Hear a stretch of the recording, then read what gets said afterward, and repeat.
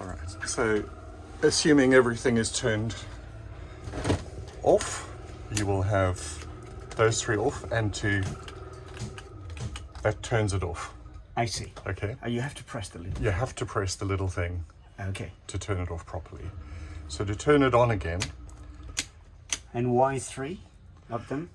this one is for, this is port engine, starboard engine, and everything else. And service. Yes. Okay. Okay. So you don't have to use the manual. You don't have need- those somewhere. You right? have those, but you don't need to You never use them. use them. Okay. Okay, so it's repowering the BNG. Uh-huh. Just while we're doing that, two USBs Yes. here. And this is a 12 volt we use for the Iridium Go. Yes. Okay. White light and red light Yes. up there. The fusion for the music, USB key only, not USB, charging. no, and unpowered. Unpowered. Yes. Very good. Let's do the inverter. So, inverter has the control panel is 3 settings. That is the charger and the inverter off. Sorry, in the middle is everything off. Right. That is charger only, Yes. and that is inverter on. So it powers the 220 Right. volt Okay. plugs. Okay. Okay. And then Have you ever seen some of the low battery or temperature? Temperature is more interesting. The warning light for them. never seen temperature. Have seen low battery. Okay, and overload probably when you're charging too much. I don't think so. No. We've seen an overload signal on here, which Okay. I'll talk you through in a second. But This is like the current limit, so it's my maximum of 16 amps. Is that 16 volts for shore power. 16 volts? Yeah. I see.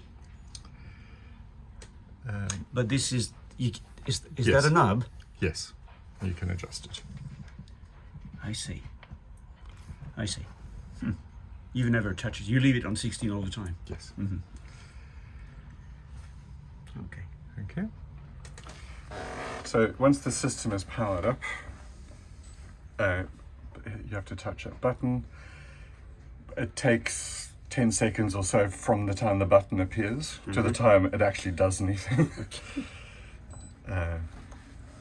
Get rid of all of that. Now you're in the main Naviop system. Right. So the top right hand has most of the controls. So if you're going sailing, the first thing you do is put in the electronic instruments. That enables the chart, the weather gauges, the depth sounder, Okay. everything else. Pick your choice of lights. Yes. Anchor lights, engine nav lights. Okay. Yeah. And sail. Under bridge deck lights are the white ones that we saw Yes, the big ones under the to bridge. attract the fish. Yes. Deck floodlight is to illuminate the front deck here, Okay. which if you have to put in a reef in the middle of Yes. the night is handy. Courtesy lights, The small, the blue ones. the little flashy for Las Yes. Vegas blue ones. And saloon indirect lights are the lighting underneath Very nice. the cabinets, which actually is the softest, Yes. most pleasant light. But they do turn on, or we don't see them because it's daytime, or To turn them on, here is the switch I see.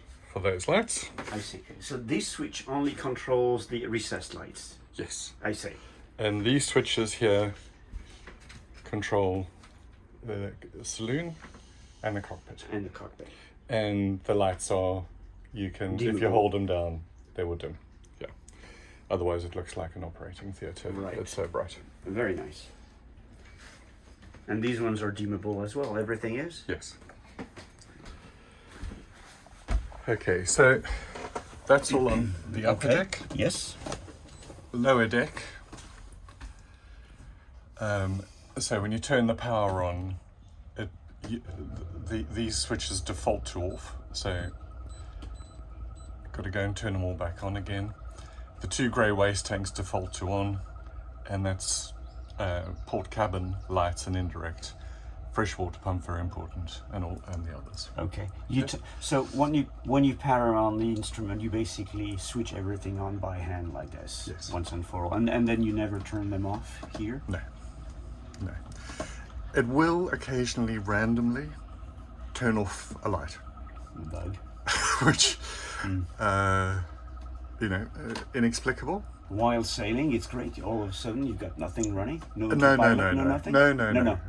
not the vital systems. It'll be things like you'll go downstairs to turn on the lights, and the lights will be off. Okay. And you come back upstairs, and it's It's off. off. Maybe it was operator fat finger trouble, and I pushed the button when I wasn't looking or something. But it certainly seems It could be a bug too. like it could be a bug. Exactly. Okay. Okay. If we'll talk through the bilges in a second, but I mentioned that if someone leaves a shower on, and Outside. on the outside, the excess water of that flows into Back the into engine the- bilge, Yes. and so the switch on the switch on the bilges in the main hulls are float switches, Yes. which have been extremely reliable. Right. The switches on those are sensors, And they're not reliable. which is not completely reliable. But you just come here and turn it off. On. You turn them on and off. It'll turn itself on. Oh, okay. I see. So the switch will turn itself on. Okay. So when I say they're not reliable, they're reliable at turning on. But not running. No, they run. They run. They're unreliable at turning themselves off. I see. So you will hear the pump running, you'll see the water coming out, the water will stop, and the pump keeps running. Okay. Okay? So that's where you control these two. And that's how do you get rid of the problem when somebody takes a shower? Is no way you can, or You have to turn the shower off. okay. Okay. So Is it water dripping, excess water in the hose itself, or what's no, happening? I'll show you Okay. directly. Let's come to that. Okay, so then your battery state. So you can see it's 9:30 in the morning. It's 13.5. Right, 89%. So basically, the fridge is Yeah. during the night. Yeah. Okay, loading 33 amps already at at 10 a.m. Well, Yeah. that's I'm very impressed with how efficient those panels are. The panels are great. The two things to bear in mind are in January the sun's at a different angle, and you get less power. Yes, And when the rainy season starts, yes, of course. you're going to get the same. Were you you had to run the engines sometimes in January, February Yes. because of that? Yes, especially when you have a lot of people on board Yes. and you're using, 30 gallons of water per day. Right. Liquids, so water tanks. Again, another freshwater pump there. So if it turns itself off, you reconnect there. The freshwater pump has a trip out Okay. that if it picks up an airlock or something like that, it will just stop running. That will remain green. You just turn it off, Okay. turn it on again, and it goes. And it goes. We'll go through that. The pump itself is very reliable. The only problems we've had are with the filter, filter. which I described. Right. Just so you, not particularly useful button, but this is a moving average, this data here. Yes. And so when you start if you start the water maker and it's completely empty, it takes a long time to register anything. If you turn on unfiltered values, it starts measuring I see. the real water time. real time. Right. And so if you're sailing, it'll be 0.8, Right. Yes. which is why it gives you Right. a smoothed Okay. number. Fuel tanks. Okay. The fuel tanks are not balanced, so there's no connection between them. Okay. So if you run one engine more than Yeah. the other, you But they are balanced because you've decided to run the engines simultaneously. Exactly. Yes. exactly. Okay. Okay. If a fuse goes, that will light up red. And one of these will light up red. So these are the fuse boxes. Right. with the location. Which with is the great, location, yes. which is incredibly helpful. Yes, And it'll tell you the actual fuse. Right. So that the fuse itself will light up. very easy. And there's a little toolbox in a little tool in the fuse box to get them in and out. Mm-hmm. And the fuses are in little set of drawers that you're sitting on. Right. Okay, I actually don't know what that is. Nav start. Isn't this the same? It's the same. Yeah, I don't.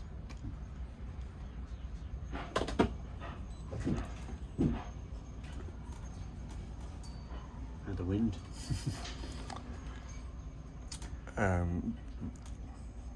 Never used. This one is advanced setup, so Yeah. you could have a password. You could log in, log out. So I'm not sure what you get when you log in. Maybe you have access to more setup information. Measuring units, UK, USA, and what is it? Probably international. I see. Yeah. Yeah. Very nice. Italian language. Very useful Yep. for your Lombardini engine experience. And then if you have an alarm, it'll appear here with the description. I mentioned before that when you run both engines at speed, particularly if there's any solar, an alarm will come up to Overload. say current overload, and it's done it from the day I got the boat, and there is no current overload. It is simply a line in a code which was set Right. some time ago and no one's changed. Yes. Let's look at just to see here if it shows. Oh no, it's only the from to. Oh, I see. I guess you'd have to change the dates to see. I don't know how long it keeps this. Yeah, we're back here. Okay. All right. Okay. To access the main, in fact, I should start here because normally you would be in standby, Okay. which is that. Right. So normally when you come into screen, the main switches will be on, Right. and all you're doing is starting it up from standby. So you clear that, but some useful things here. Power off I don't tend to use Okay. because you want to keep, for lithium batteries, you want a little bit of current going through. Mm-hmm. So we turn on one of the LEDs in one of the cabin just to use a tiny bit of, Oh, and what's the reason for that? apparently lithium batteries like a tiny bit of draw. They don't Okay. like to be absolutely static. I see. It was described to me as it becomes like a tide mark. Uh-huh. So if you have a little bit of draw and it's emptying overnight and recharging again during the day, it preserves the it's life of the better. batteries Okay. better. Do you know what the life cycle is on these batteries? I don't. No.